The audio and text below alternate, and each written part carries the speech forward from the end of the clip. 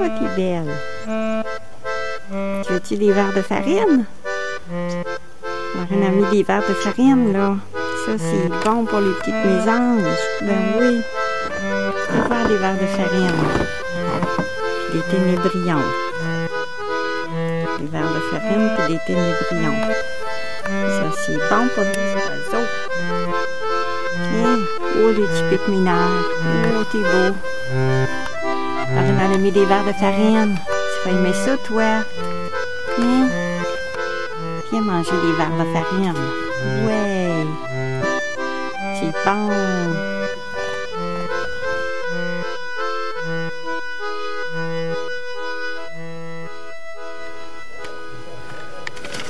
Alors, j'ai commencé mon élevage de vers de farine le 20 février 2014.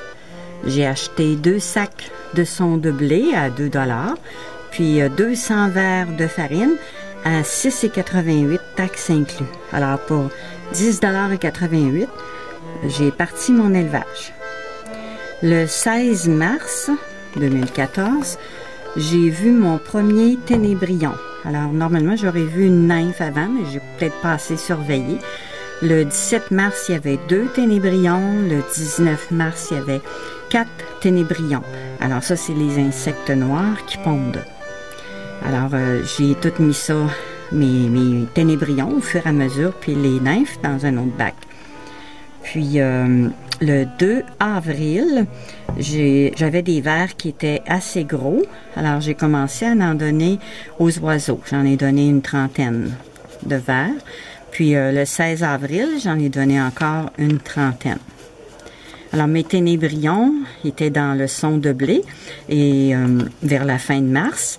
Et puis, le 7 mai, dans ma pouponnière, je commençais à voir les premiers vers bouger. Alors, fin de mars, puis début de mai, j'étais certaine que là, j'avais des vers de farine. Après ça, à partir du mois de juin, le mi-juin, là, j'ai donné des vers de farine assez régulièrement aux oiseaux. J'en donnais 30 à 40, des fois 50. Alors, voilà. J'espère vous avoir aidé et au plaisir. Merci.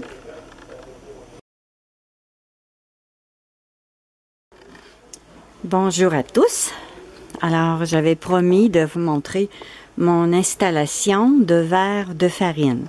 Alors, c'est le petit coin que j'ai tout près de la cheminée pour garder une chaleur normale, surtout que là, on est l'hiver. Puis, je suis au 2e étage, il fait un peu plus froid. Mais en autant qu'il fait 20 Celsius, la température idéale, c'est entre 23 et 27. Mais à 20, bien, ça fonctionne, excepté que c'est au ralenti. Alors, j'ai une étagère en plastique avec des tiroirs. Il y a 3 grands tiroirs et puis 2 petits. Les petits, ben, je les utilise pas pour mettre des verres parce que c'est pas assez haut. Je prends les boîtes, ça me prend des boîtes 2. C'est le contenant vide que ça prend pour donner aux verres. Ils aiment ça, gruger ça. Alors, dans ces 3 compartiments-là, ici, ben, j'ai des vieux ténébrions. Je marque la date. Alors, c'est des ténébrions qui sont plus vieux. Puis, là, j'attends. Au fur et à mesure qu'ils meurent, je les enlève et puis je les donne au jet bleu ou au poêle à touche la nuit. Alors, quand ils vont être tous morts, bien, je vais garder le son. C'est du son de blé. Alors, ils ont pondu dans le son. Puis, ça va devenir ma pouponnière. Dans l'autre compartiment, ben, c'est ma pouponnière. Alors, c'est les petits œufs qui sont devenus des vers. Alors, on voit quelques petits verres de farine ici. Puis, toutes les petites pellicules à la surface, bien, c'est quand le verre change, là, quand le verre mue, il laisse une petite poudre qui reste sur le dessus. Alors, j'ai 3 compartiments comme ça. Et puis, j'ai aussi 3 autres contenants sur le dessus. Il y en a un que c'est mon vieux son de blé que j'ai pas jeté au cas qu'il y aurait encore des vers dedans. C'est comme les excréments des vers qui est dans le fond. Et puis, les autres, c'est des pouponnières Puis celle du dessus complètement, bien c'est mes gros verres de farine, ceux que je prends actuellement pour donner aux oiseaux. Alors, je vais vous expliquer plus en détail. Voilà, au départ, j'ai acheté des petits contenants comme ça. Il y a 100 verres de farine dedans, dans les animaleries qu'on achète ça. Alors, pour les 200, ça m'a coûté 6,88 taxes inclus. Alors, ils sont tout petits, c'est presque, c'est pas des œufs, mais c'est des tout petits verres. Alors, on les met dans le son de blé. Alors, le son de blé, eh bien, il y a différents formats, il y a différents centres d'alimentation qui en vendent, presque partout. Cette enveloppe-là, c'est 450 grammes. Ça coûte environ 2 $. Je l'ai acheté aussi la plupart du temps en boîte, comme ça ici, son de blé, comme avec le gruau, les céréales, vous allez trouver ça. Cela, c'est 300 grammes pour 1,49 $. Le moins cher que j'ai trouvé, bien, c'est dans un magasin, les nouveaux magasins en vrac, Burke Barn. En anglais, je ne suis pas bien bonne. Alors, ceux-là, ça revenait à 2,19 $ du kilo. Alors, c'est là que c'est le moins cher pour le son de blé. C'est en vrac. Voilà pour ça. Alors, ici, c'est un contenant qui a environ 8 pouces de haut, 6 à 8 pouces de haut. Et puis, j'ai perforé le couvercle pour avoir de l'aération, pour que les vers puissent respirer. Et ça ferme hermétique, naturellement, mais les trous donnent de l'air. Alors, ça, c'est ma série de vers qui sont prêts à donner aux oiseaux. On voit là qu'ils sont assez gros, aussitôt qu'ils mesurent au moins 1 pouce, là. Alors, ils sont assez gros. Puis, si vous ne voulez pas les manipuler avec vos mains, bien, je prends souvent une paire de pinces, comme ça ici. Et puis, je les prends avec les pinces, un par un. Puis, je les mets dans un contenant. Puis, quand il y a des ténébrions, alors, je les prends avec la cuillère, puis je les transfère dans un autre contenant avec du son de blé. Alors ici, il doit y en avoir des nymphes, là, il faut que je les enlève. Alors, je prends un contenant et puis je mets des nymphes dedans. Ici, j'ai une nymphe. On la voit un petit peu. Si on y touche, elle bouge. Alors là, je la mets dans un petit contenant. Puis, je vais la mettre dans un autre bac avec la date. Puis, je vais marquer nymphes qui vont devenir des ténébrions. Alors, ici, il y en a un autre. On voit beaucoup ici. Puis, dans le fond, la petite poudre qu'on voit là, ça va dégager. Alors, ça, c'est les excréments des vers quand ils mangent le son de blé, puis ils se transforment. Alors, c'est les excréments. C'est ça que je mets dans un autre contenant, puis j'attends au cas des fois qu'il y aura encore des petits vers. Puis ça, bien pour s'en débarrasser, c'est un très bon engrais pour mettre autour de vos plants de fleurs ou autour d'un pommier, d'un arbre. Ça fait un bon engrais pour les petits arbres fruitiers. Alors, on ne jette pas. Là, j'attends au printemps. Je les accumule. Alors, vous voyez pourquoi je donne des boîtes d'œufs? C'est qu'ils aiment ça, les vers. Ils grugent le carton des boîtes d'œufs, puis ça dégage en même temps un petit peu d'humidité. Puis, je mets des pommes de terre, là, des patates coupées en 2 ou en 3, selon la grosseur. Alors, ils mangent la pomme de terre. Puis, ça fait de l'humidité aussi dans le bac. C'est nourrissant. Alors, quand ils ont tous mangé la pomme de terre, bien, il reste la plure seulement. Alors, on peut l'enlever. Vous voyez, il y a des vers tout le temps dedans. Il n'y a pas l'air d'en avoir. Alors, on les manipule doucement parce que c'est des petits êtres vivants. Ils ne savent pas qu'ils vont être mangés par les oiseaux. Tous les oiseaux aiment ça. Puis, si vous avez des animaux à la maison, là, comme des tortues ou des animaux qui mangent des vers de farine, puis alors ça revient moins cher un coup que vous avez votre production. Alors, une autre nymphe. Il n'y en a pas beaucoup, hein, je fais le ménage souvent. Alors voilà. Là, il y a assez de vers. Je pourrais en récolter encore une trentaine, une quarantaine, puis les donner. Même si c'est l'hiver, les oiseaux les trouvent rapidement. Et puis, même s'ils sont gelés, ils les mangent quand même. Alors, voilà pour ce bac-là. Un vent, un blanc ici. Et voilà. Alors, dans ce bac-là, c'était mon bac de nymphes qui sont devenus presque toutes des ténébrions. Il y a quelques nymphes parfois qui sèchent ou qui meurent, qui se transforment pas. Alors, les ténébrions les plus jeunes, c'est les bruns comme ça ici. Lui, il est plus brun. Au début, ils sont comme beige. Je sais pas si je vais en trouver un beige. Un petit peu plus pâle comme ça. C'est brun pâle. Ils sont beige au début. Là, ils deviennent adultes. Alors, ils vont être à veille de s'accoupler pour pondre. Alors, ils commencent un petit peu des fois à avoir un vert. Je peux l'enlever. Alors, après 20 jours environ, les ténébrions ont pondu. Alors, on peut toutes les transférer dans un autre bac. Et puis, on laisse le son. On peut rajouter du son. Puis, on attend, on marque la date. Puis, on attend pour voir enfin les petits vers bouger. Celui-ci, c'est un jeune ténébrion. Celui-là ici, là, il est très jeune. Il y a encore du beige. Il y a de la difficulté à marcher. Puis, il est tout petit. Un jeune ténébrion. Mon contenant, il y a environ 7 pouces de haut. Fait que quand il y a 6 pouces, c'est correct. Parce que même les verres, tout ça, ils ne montent pas. Souvent, on les lave, les bacs, là, pour être sûr qu'ils ne sont pas trop poussiéreux. Et quand on fait le vide, on lave les bacs comme il faut. Puis, c'est lisse. Alors, les verres et les ténébrions ne montent pas. Il n'y a pas de danger qu'ils sortent. Alors, ce bac-là, c'était ma pouponnière. Mais là, les vers ont commencé vraiment à grossir. Puis, on voit dans le fond les excréments. Et puis, toute la petite poudre sur le dessus, bien, c'est quand les vers ont mué. Alors, dans celui-là, il y a un ténébrion ici. Je vais le transférer. Si on voit des nymphes, on les enlève.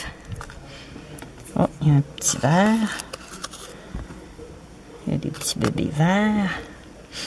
Un autre nymphe. On dit une nymphe. C'est féminin. Une autre nymphe.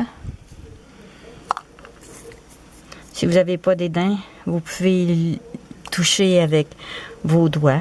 Il n'y a pas de danger. Puis ça ne mord pas. Ça ne pique pas. Alors, on cherche s'il y a d'autres nymphes. Alors, ceux-là, ils vont grossir. Puis, quand ils vont être prêts, on les donne aux oiseaux. Il y en a parfois des nymphes qui sont très, très petites. On les garde quand même. Celle-là est un petit peu plus grosse. Alors, des fois, on les voit bouger. On ne sait pas, des fois, s'ils sont morts. C'est pas grave. Alors, il ne faut pas avoir dédain de ça. Il y en a même qui mangent ça, des vers de farine. Moi, j'en mangerai pas, là. Ceux-là, ils sont gros. Voyez-vous, ils sont tous assez gros pour donner aux oiseaux. Vous voyez, ils font des trous au centre. On les voit, là, ils s'amusent. Alors, ceux-là, on peut les prendre avec des pinces puis les donner aux oiseaux. Les petites mésanges adorent ça. C'est surtout les mésanges, les citelles, les jets bleus, s'ils les trouvent naturellement, ils mangent toutes. Ils mangent rapidement.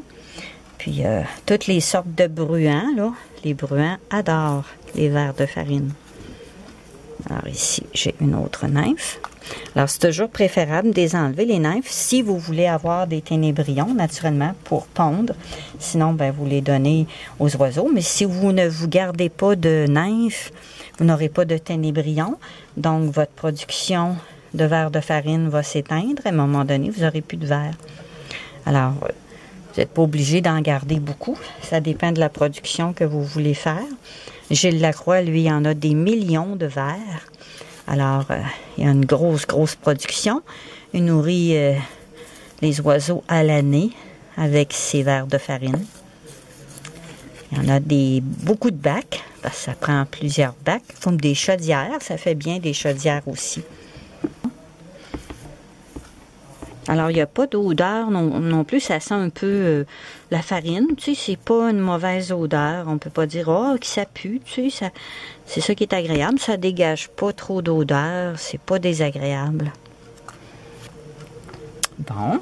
Alors, voyez-vous, le ténébrion ici, bien, je vais le mettre avec d'autres ténébrions jeunes comme lui pour qu'il puisse avoir la chance de s'accoupler. Alors, ce bac-là, c'est le bac d'excréments des vers. Quand j'ai des passoires, là, je passe dans la passoire pour enlever les vers. Puis, il reste normalement juste des excréments, c'est-à-dire c'est comme une poudre très, très fine. Alors, avant de les jeter, ben, j'attends au moins 45 jours. Puis là, on est l'hiver, alors je ne suis pas pressée. Et puis, on voit ici qu'il y a des petites poudres.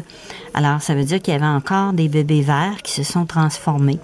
Alors, on voit là que ça bouge un petit peu. Ça veut dire qu'il y a des vers dans ça. Alors, on voit ici, je ne sais pas si vous voyez, ça bouge.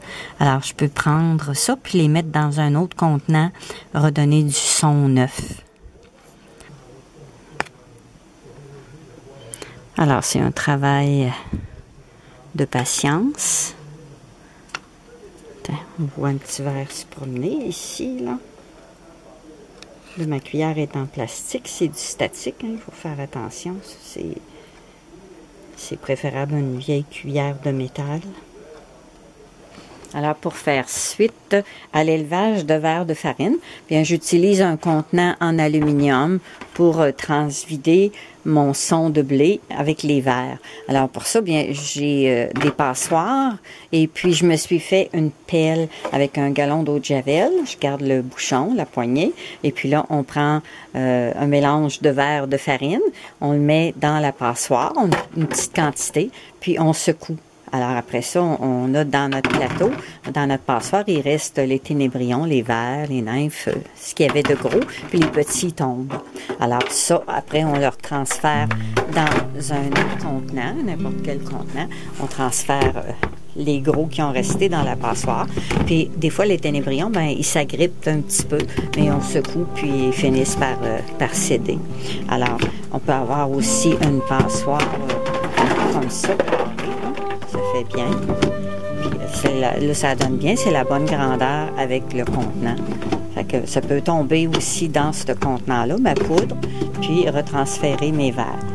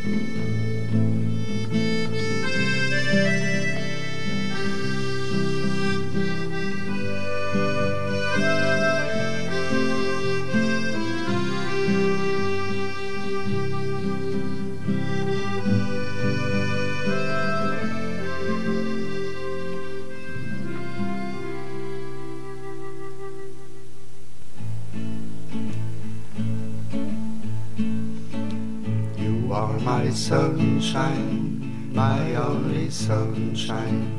You make me happy when skies are gray. You'll never know, dear, how much I love you. Please don't take my sunshine away.